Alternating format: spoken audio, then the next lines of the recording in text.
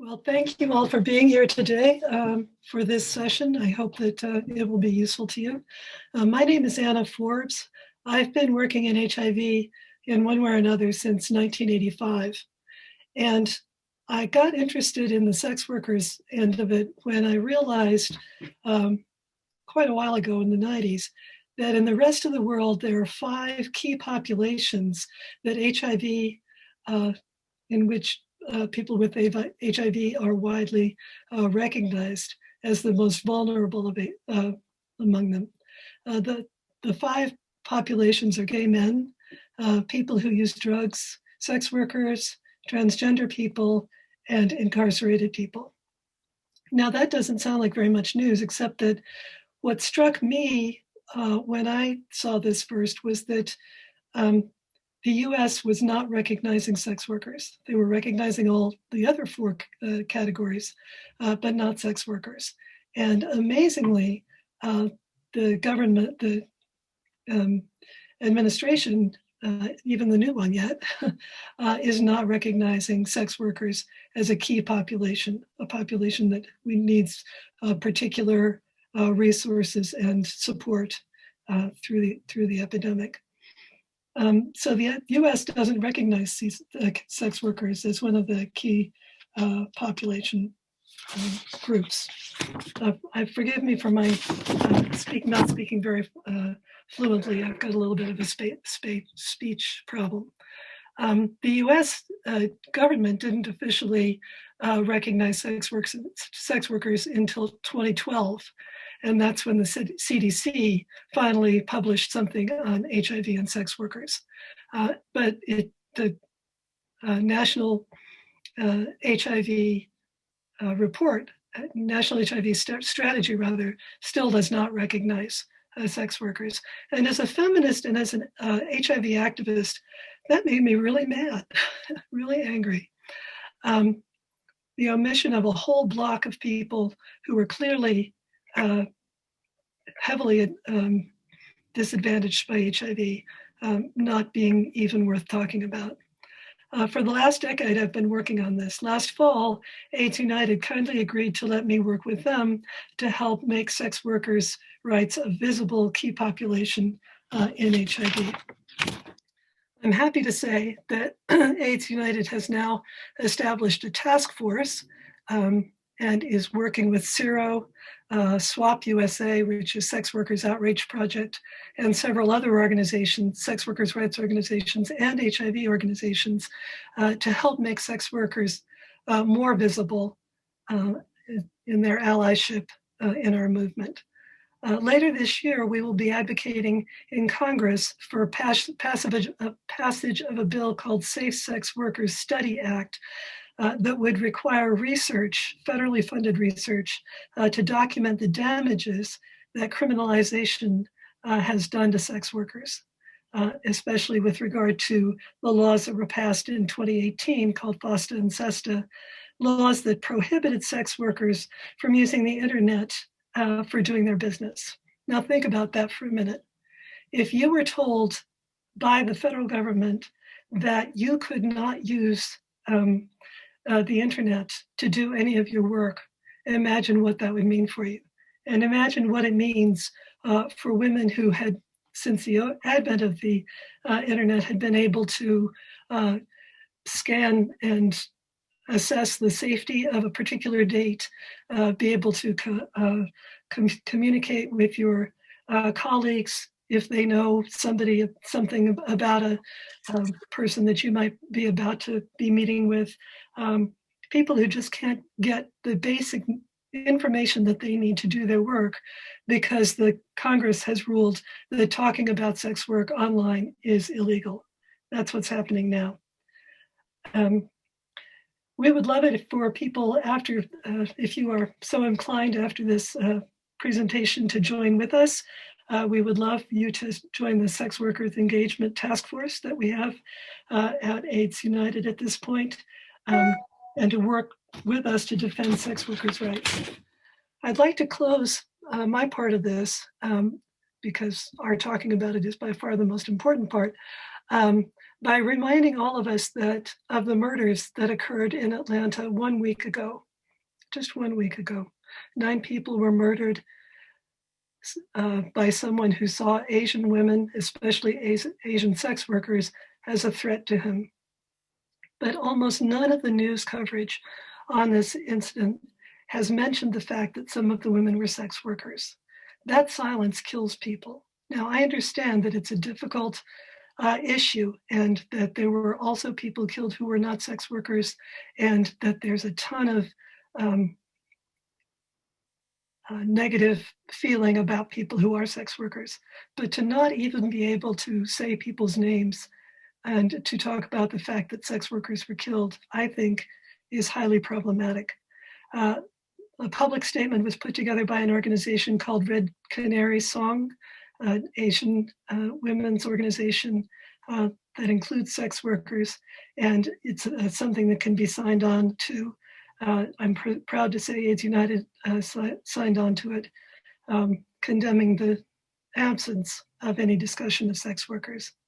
We can't stay silent about sex work as a part of our movement, and that's why we're having this session.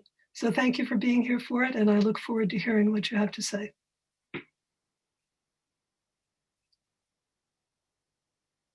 Next. Nora, are you jumping in here, or? Yes, can we go to the next slide, please? Oh, I'm sorry, I forgot to start off. Intro slides. Yeah, the three of us, let's introduce ourselves first. If we could go back, Kim. I'll start off. I am Nora Darling. I use she and they series pronouns, and I'm the policy and annual conference manager at AIDS United. I also, for now, handle our sex work portfolio alongside Anna.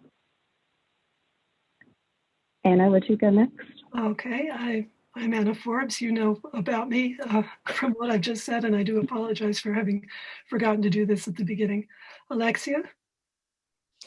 Hello, my name is Alexia. I am a former sex worker.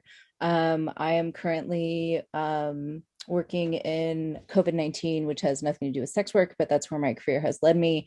And I am working on getting my master's in public health. In my master's program, I focus on the decriminalization of sex work and LGBTQ health disparities. Thank you. Can we go to the next slide, please?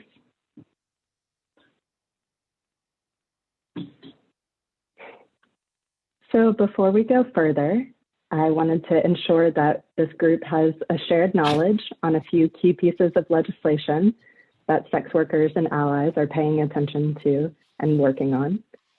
As Anna mentioned a couple of these in her intro. First up, FOSTA SESTA, a combination of the Acts Fight Online Sex Trafficking and Stop Enabling Sex Traffickers, became law on April 11th, 2018. The law was passed ostensibly to curb online sex trafficking by holding internet platforms responsible for censoring users and content to avoid facilitating sex trafficking.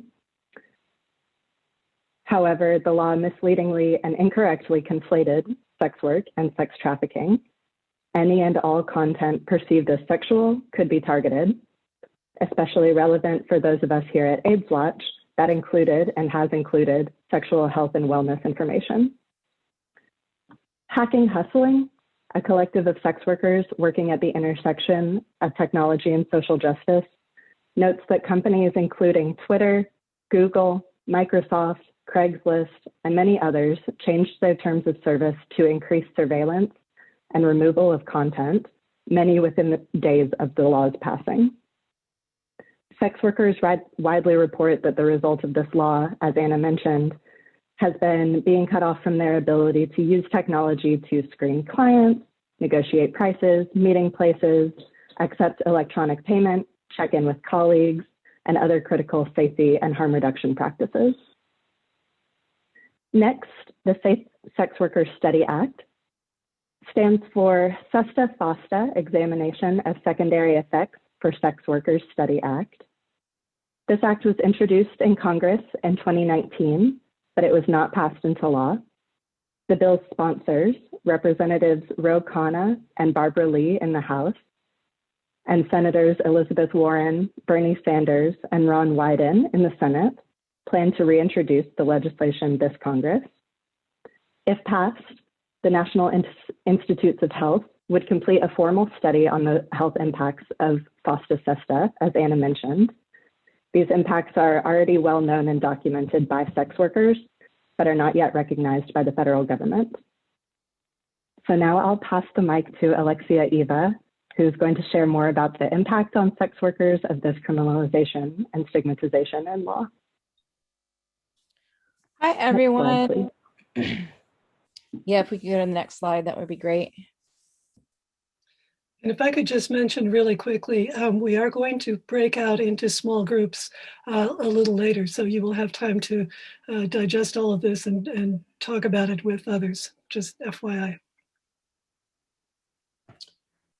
I'm Alexia Ava, or rather I'm going by Alexia Ava for this presentation because of my status as a former sex worker. I live in the Bible Belt and I don't feel comfortable having my legal name and face associated with sex work because I have children and I do not want to lose my children. So a quick overview of my life story. I got pregnant at 17, turned 18 a month before I had my child. So was super proud of myself for not being a minor mother. I started indoor sex work at 19 because I couldn't support myself and my daughter with your traditional job. I was working at Publix, I was working at UPS, I got fired from UPS and I couldn't support myself. So I started sex work. I got really burnt out really quick. And so I decided to join the military. I spent 10 years in the reserves. I met my ex-husband in the military. And so I got to play housewife for a couple years when I had another child. And that was not quite my cup of tea. More power to the women who can do that, but I'm not cut out for that. I was divorced at 25. I was back to sex work full time while I was in college, getting my undergrad. I finished college. I continued doing sex work for several years. SESTA FOSTA kicked in 2018 and I went bankrupt.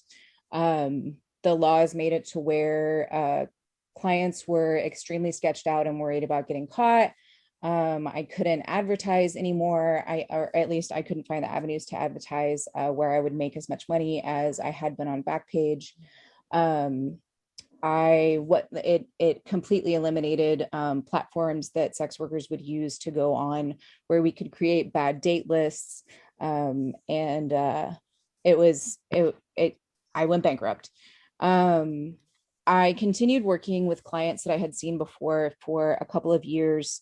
And then when COVID-19 hit at the beginning of 2020, I lost my grandfather to COVID right close to the beginning. And so I completely closed my doors. One of my daughters has asthma and I am terrified that she will get it. And so I have the privilege to be able to stop doing sex work and rely on civilian jobs to pay my bills. I want to talk for a moment about the privilege that I have had. I have only done indoor sex work.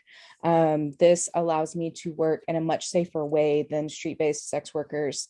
I want to talk about the LGBT community. A lot of those community members end up engaging in survival sex work because especially younger LGBT community members, because they don't have family support. They get kicked out because they're gay or trans or non-binary, and they don't have a way to support themselves due to discrimination, especially in the trans community. And so a lot of these people end up sex workers doing survival sex work in much more dangerous situations than I did. And also with SESTA FOSTA, I had financial support that allowed me to go bankrupt. The irony of needing a lot of money to file for bankruptcy.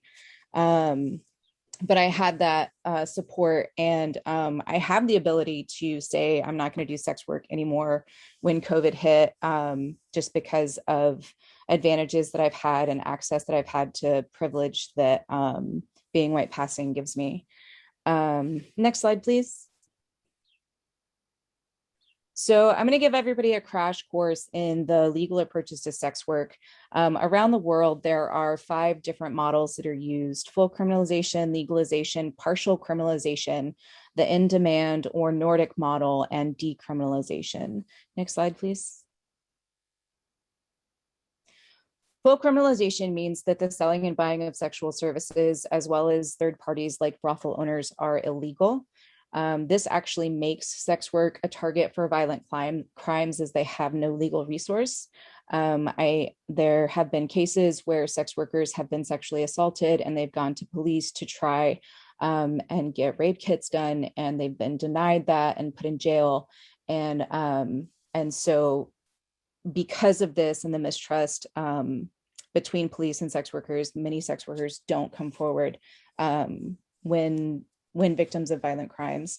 Also, if sex workers are charged with prostitution, that is a charge that stays on your record, even if you're not convicted, and employers can pull that up, which keeps sex workers trapped in the occupation if they wish to change jobs. I have actually been arrested in the past and have had that impact my ability to get a job. Later, I was able to get it expunged. The charges were dropped on a technicality. And again, it was my privilege that I was able to use that technicality to get those charges dropped. But you know, like I said, it did impact my ability to get a job before I got that charge dropped, even though I wasn't convicted. Next slide, please. Legalization is when you have state-controlled venues that require registration and mandatory health checks. When this is done, a lot of power is put into the hands of brothel owners, as we know from the brothels in Nevada. Those who aren't able to afford to get licenses or registered as sex workers continue working in the black market, which subjects them to the full harms of criminalization. So while legalization might sound good in theory, it actually has all of the drawbacks that decriminalization has. Next slide, please. Partial criminalization is where it's legal to buy or sell sex, but brothel keeping and street soliciting are illegal.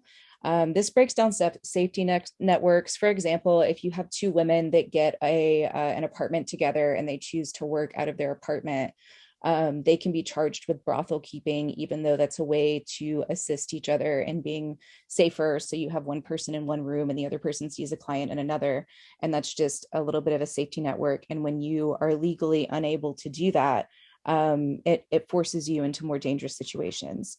Again, this has the problem of criminalization, where it causes a cycle of getting fines for doing street-based sex work, and then being unable to pay those fines, so having to engage in sex work to pay them.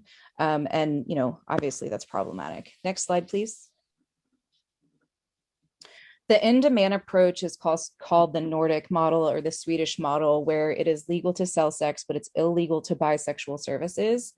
This puts a lot of power in the hands of clients who can avoid screening, or say, well, I don't want to meet in this area where, again, women have networks when they're working in the streets. And so the clients can demand that they meet in an obscure location, which takes these women away from their safety networks, and makes it more dangerous. Next slide, please. Decriminalization is what sex workers around the world are calling for. This removes all laws that punitively target the sex industry. That means that there's no tickets given for engaging in street-based sex work. There's no arresting for prostitution. It means that sex workers are able to come forward when they're victims of crimes. And that stigma against sex workers will be reduced. Next slide, please. So sex work criminalization and HIV implications. With criminalization, as was previously mentioned, condoms can be used as evidence, which, you know, obviously if condoms are evidence, you don't want to have condoms on you. And because if you get stopped by the police, then you can be charged with prostitution. So that leads to unsafe sex practices. It causes extortion and violent crimes.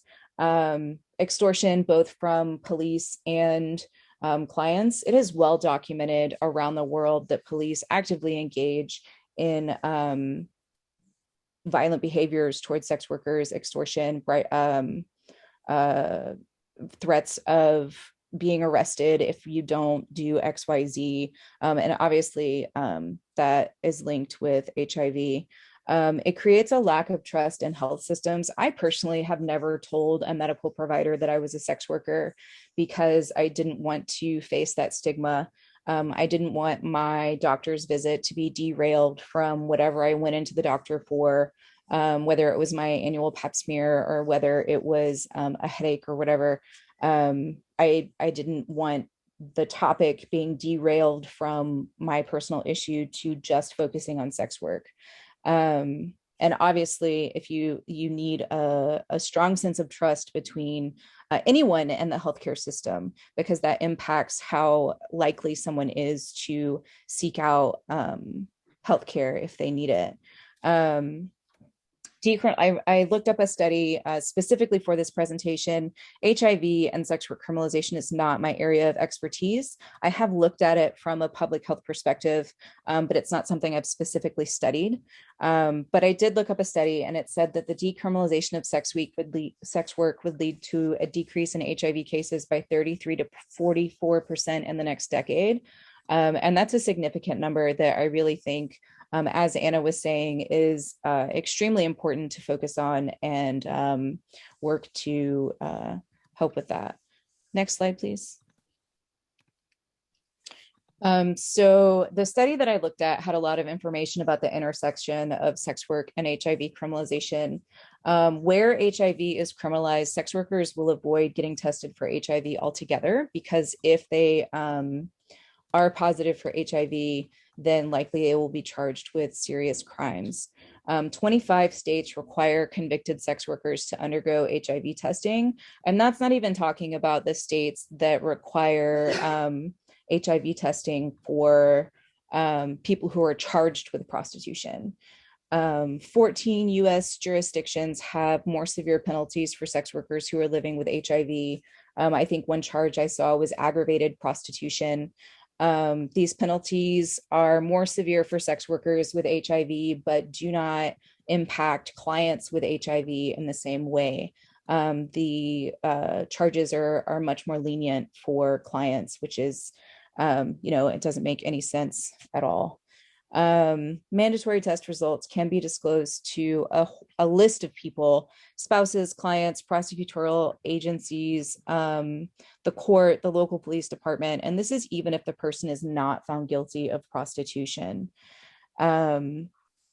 Further than that, so in several states, results are made public to quote unquote inform and protect the public and any alleged victims from communicable diseases, which has resulted in public media broadcasts revealing individual statuses, both as a sex worker and someone with HIV, which, both carry a lot of stigma and is problematic. And I think that's it. Is there a next slide? Yay.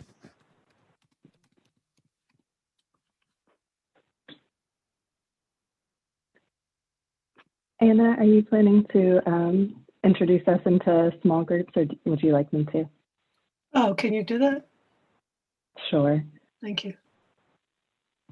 So folks, as Anna mentioned, AIDS United is really stepping into sex worker health and rights advocacy more earnestly and more intentionally. So we wanted to invite a space for those of us working in HIV service organizations to discuss how we may do so as well, seeing as Alexia, Eva, and Anna presented, sex workers are absolutely crucial to be involved in our fight against HIV. So our technical director is going to split us all automatically into small groups and be sending a couple of discussion prompts. We'll take about 15 minutes in our small groups and then come back together to discuss. Thanks all. Hello.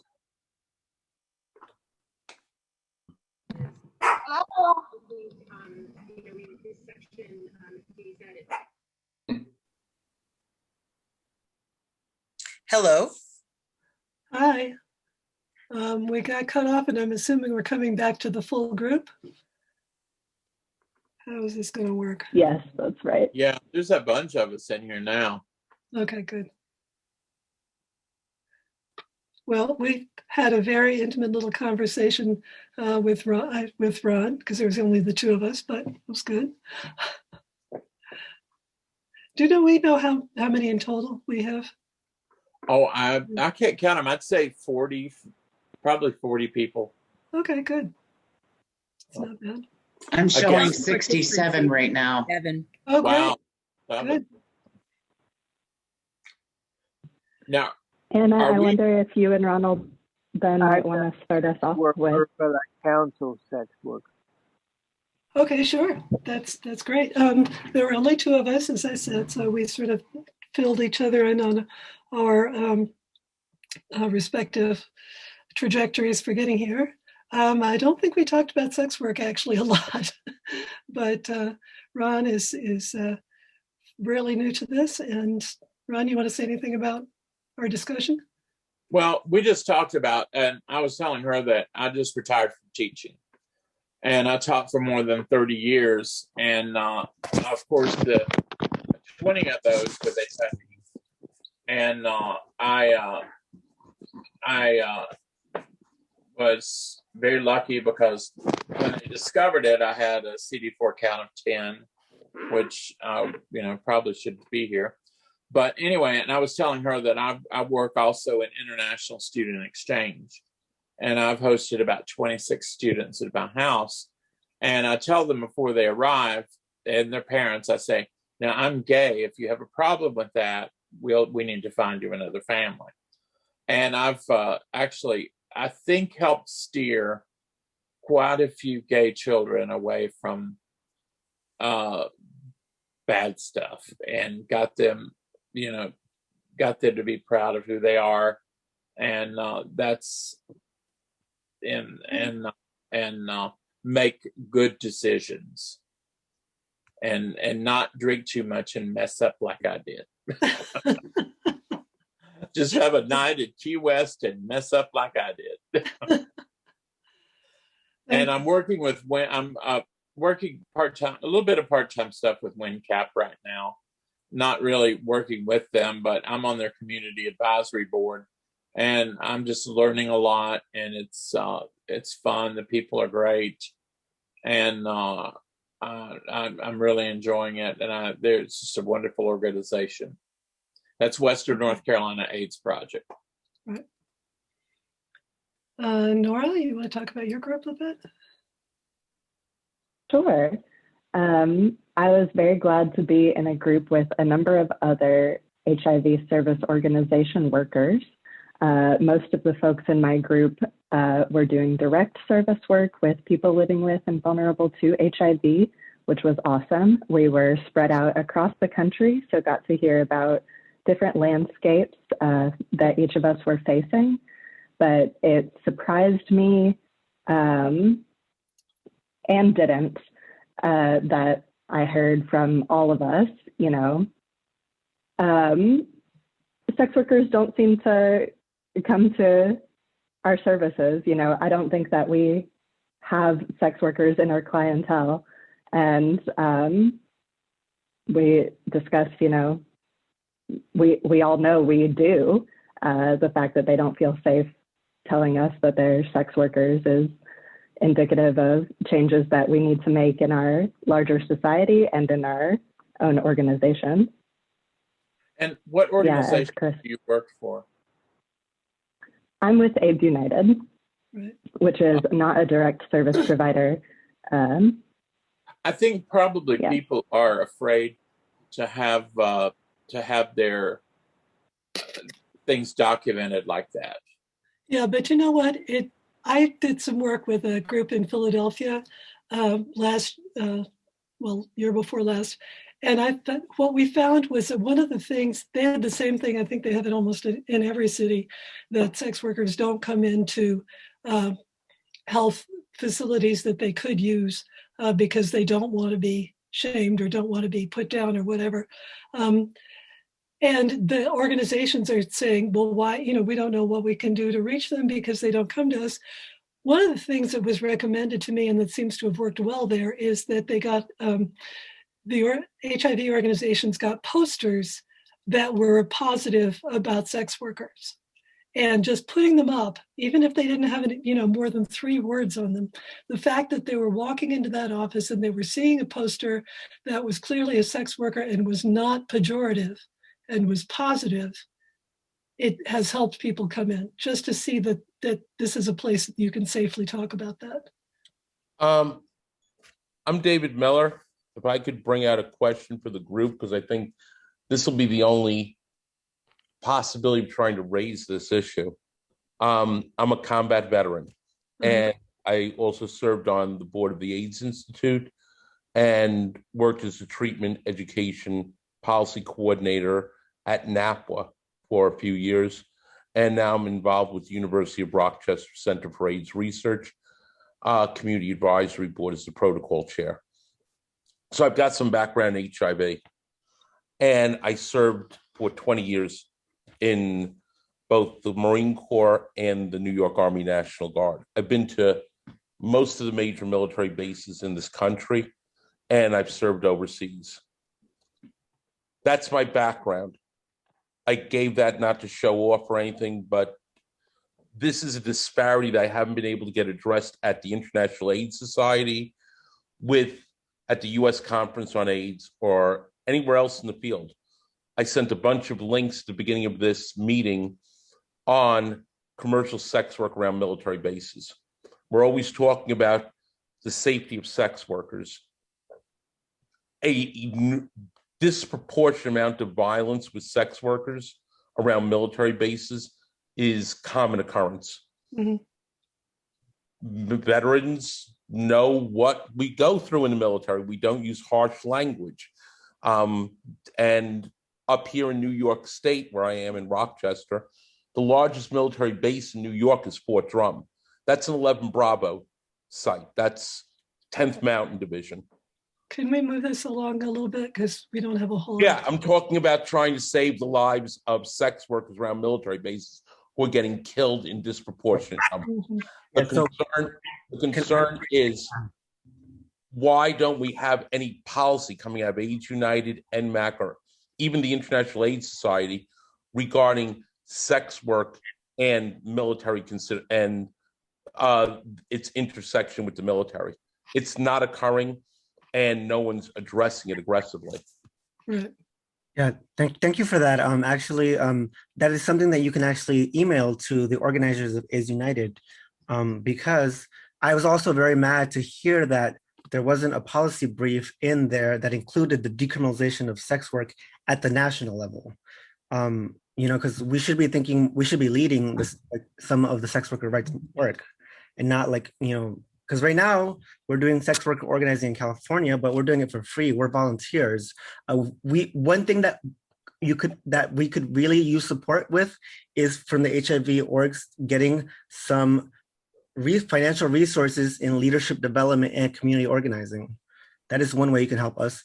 And if we were to decriminalize at the national level in all the states, then that will help to have it so that if people, like, when a client is violent towards me, that I don't feel like because right now we're getting state sponsored violence from law enforcement for an act that is not even violent.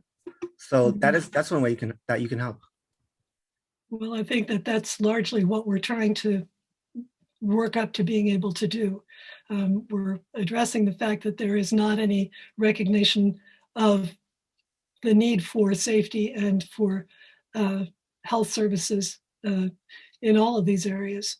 And when the Congress is saying you can't even mention sex work online, if you're a sex worker, that in and of itself is a massive cut to anybody's rights. So I think we're all on the same page. We're just coming at it in different directions. But thank you for that. But that's why I was giving that issue with the military bases. I'm sorry. This is a DOD policy. Congress has nothing to do with it, really. It could be, if you could change that within the DOD, that sets precedent for the legislators. And that could occur inside several of the major bases where there have been significant reports of increase of violence. Okay, let's hear from some other people because we don't have an infinite amount of time. Jen Laws raised an excellent point in the chat. I'd like to invite Jen to unmute and share with us. So direct service providers don't need to ask about sex worker status or income. There's a bunch of different ways to deal with that, including linking with your local legal service organization and to identify an accountant who will work pro bono to do a Schedule C if you need to do documented income. But the other piece there is that HIPAA has a law enforcement carve out. So if you're asking on your forms if someone is a sex worker or you're documenting that somewhere, it's really important to keep in mind that the current environment and ecosystem on a state level, and it is a state level issue. It is not a national level issue, although it becomes national level as we deal with trafficking legislation. But the state level issue is that law enforcement has access to HIPAA protected information. So don't ask those questions. Honest to God, I'm going to tell you, if you want your sex workers to feel safe, put up the signs that say sex work welcome here, all that in case managers' offices or inside of provider rooms, but not necessarily in waiting rooms or whatever. But you got to deal with that. The fact is documenting sex work is dangerous for sex workers. The other thing is providers really need to get over their anti-sex and anti-sex worker stigma. The language that we use to address sex workers is a problem, and it discourages people to engage in care. Thank you. Thanks so much for raising those points for us, John. If I could just add to that even real quick, one way that has been, I have found that works really well for that is just putting that stuff out there, letting the folks come in, and then making sure that you don't talk about anything they don't want to talk about. Mm-hmm. Right. You just provide food or space, and that's it. And sit back. Make sure you have maybe a sex worker or two who is not a mandated reporter on your staff. There you go. Who can talk to them and help them have a conversation with you so you don't have to report something. Mm-hmm. And we're not always hungry either. Right. Exactly. Quit trying to feed us so much. They always want to feed us. I don't know, Chris. I'm not sure that's ever a bad way to approach somebody. The best you can do is not, make sure they're and offer it. But what's your thought about this, Chris, about trying to get HIV organizations working more with HIV, with sex workers' rights folks? Well, I'm Chris Sardina. I'm the National Director of Desiree Alliance, and we are a sex worker rights organization. I am a sex worker. So that being said, we've been around since 2006, and we go on the Decrim platform. And, one of the things that is actually been long and slow, but getting more progressive is getting into the HIV movement to recognize us. Hey, we're all criminalized. And so that's something we find we have more commonality than we don't. So the thing is, this is something that we need to, we're not in the national strategy. I've been working on the national strategy since 2010. We're still not in it. Why aren't HIV organizations recognizing that? Why are we in modernization movements when you have politicians that absolutely refuse to put sex work in there, and which is understandable, but you've got these national or these state coalitions that are pushing us out too, that are not pushing for the sex worker narrative to be in there. So there's a lot of work to be done. I continue to do the work till my last breath. And that being said, we need to be, in order to move forward, we need to be recognized. For one thing, the national strategy doesn't recognize us. Why aren't we in there? Mm-hmm. Right. I mean, they sure do like to study us a lot. They sure do like to talk for us. But yet we're not in the national strategy. So those who talk for us and have that influence need to, include sex workers, and we help build this damn table.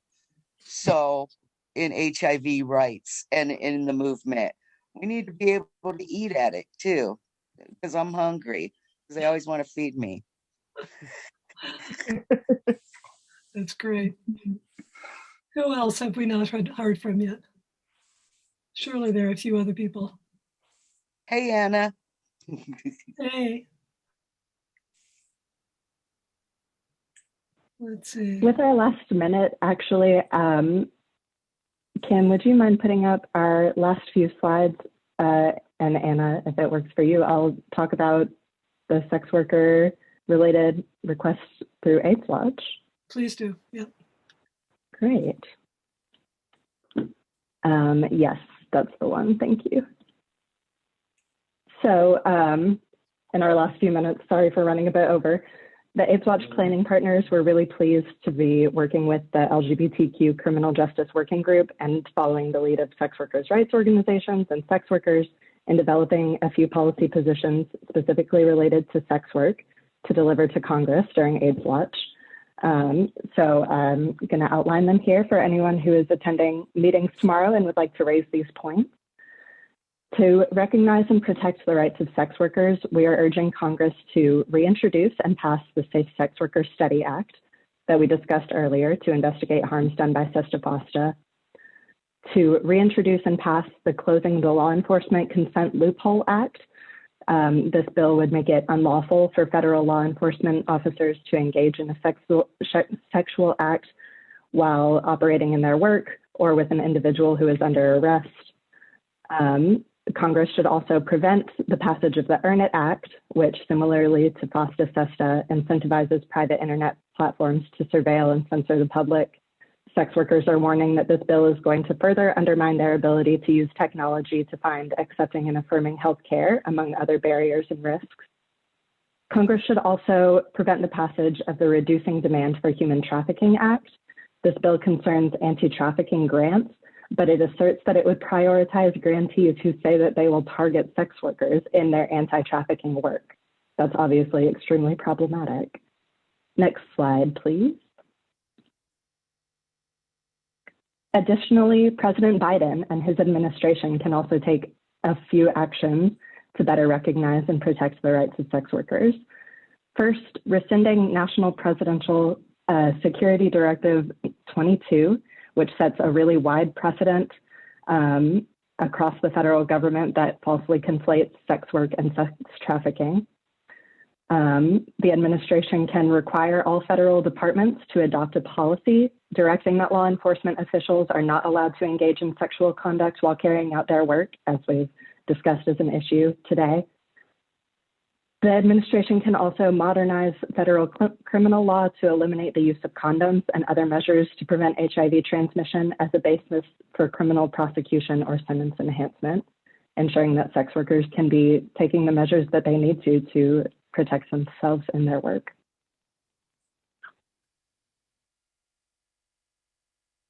Next slide, please. Last slide, please.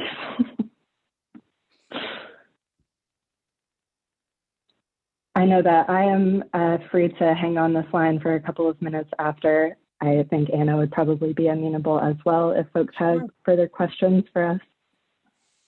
But if not, thank you all so much for being here. Yeah, thank you for coming. It's a new territory, I think, for a lot of us, and I think that it's really important for AIDS United to take a strong strong provisions on this. So, thank you for being part of it. Okay.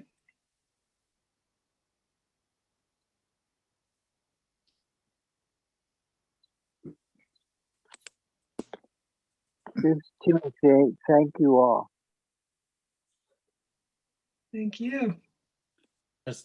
Thank you very much, Anna. My pleasure.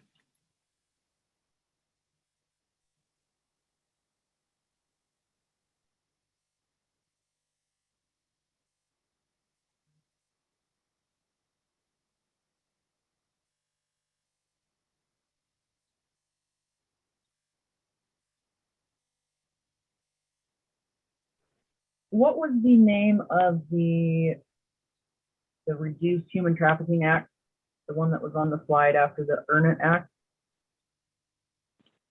Let me grab that for you. It's the Reducing Demand for Human Trafficking Act.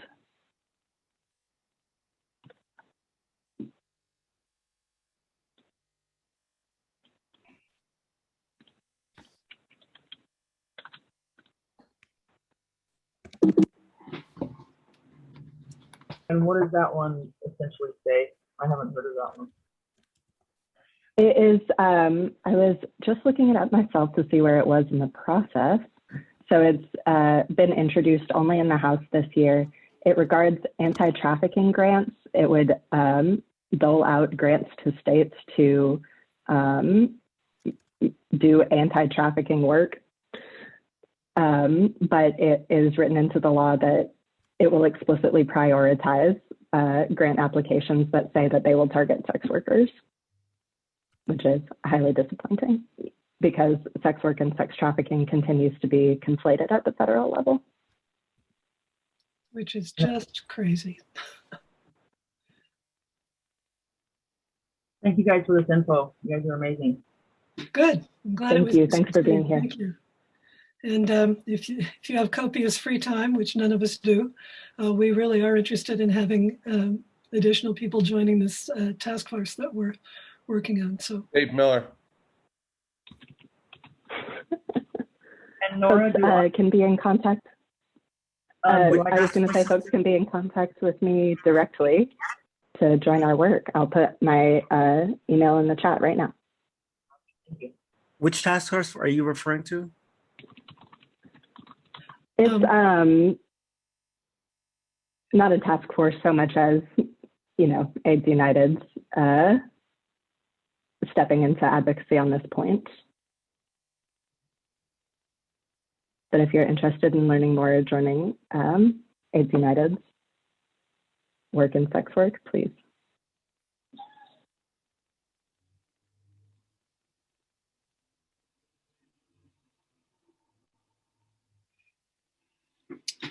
With many thanks to Anna and to Alexia Eva.